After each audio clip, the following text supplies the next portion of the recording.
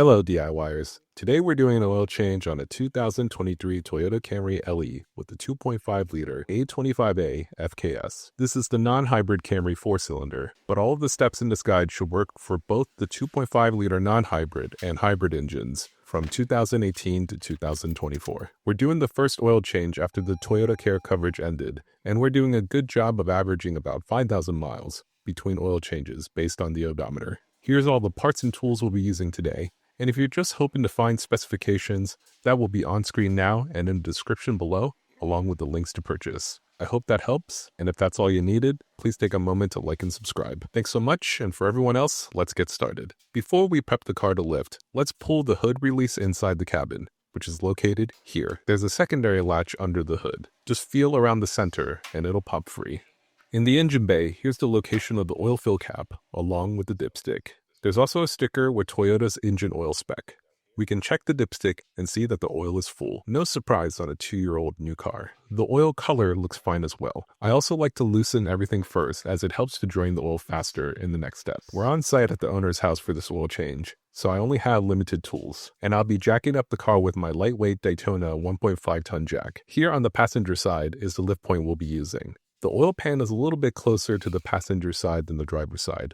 We'll also put a wheel chock on the back left tire to help make sure that the car doesn't roll. You can do both if you want. With that done, let's lift the car as high as we can. Unfortunately, I forgot to bring a jack stand, but here's the point on the control arm that I would have placed it. Actually, it's fine. I'll just fix it in post. Underneath, you'll see an oil panel for the oil pan. The panel has 4 bolts that can be removed by using a 10mm or a Phillips head screwdriver. I'm using a 10mm socket here. Once the panel is removed, you'll see the drain bolt right away. And if we shift the camera a little bit, you'll see the oil filter here is tucked away. The drain bolt needs a 14mm socket. Once it's loose, you can spin it off the rest of the way by hand to avoid covering your ratchet in oil. While it's draining, we can work on removing the oil filter as well. I'm using my Motivix cap wrench here because it's not coming off by hand. Sometimes you're lucky and it's just on hand tight, but for us, it's not. I use this cap wrench on all my Toyotas, and I'll have links in the description below. Now we can install the new filter. I recommend the OEM filter, and the part number is YZZN1.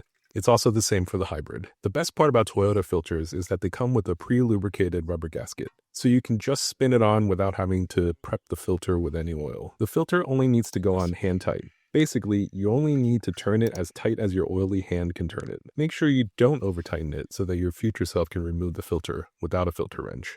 Now we can put the drain bolt back on. We'll swap in a new crush washer as well on the drain bolt. Toyota does recommend a new crush washer every time, but from my experience, the washers do tend to be reusable at least once.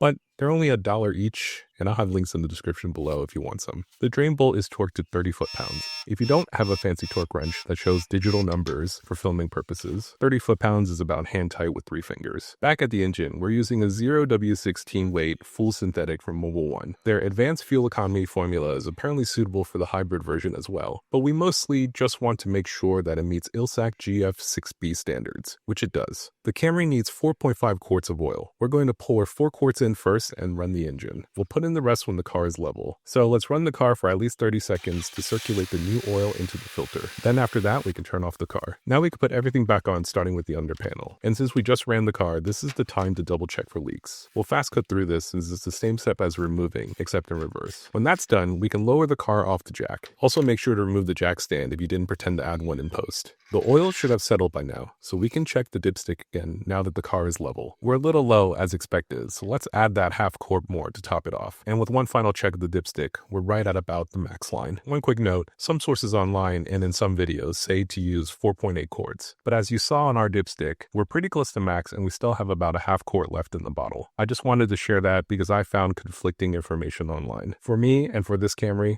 4.5 quarts seems to be just right. And now everything is done and we can close the hood securely. The last thing left is to reset the maintenance reminder light. This generation Camry makes it super easy and I'll show it on screen. Once the dash is on, hit the return button until you're on the main menu. Then with the left and right buttons, navigate to the dash menu. From there, scroll to vehicle settings. And with scheduled maintenance highlighted, hit the OK button to reset the data as the menu instructs. Done and done. And there you go. Now your service reminder is reset. And that's it. I hope you found this oil change guide for a 2023 Toyota Camry helpful. If you did, you probably know that YouTube isn't really pushing long-form content these days. So if you did find this video helpful, any form of engagement via likes, subscribes, commenting, or sharing really helps tell YouTube that my videos are worth recommending to others. And if you have other Toyota models, some helpful videos should be popping up now. I'm Alan, and this is Metaloop. Thanks for watching. I'll see you next time.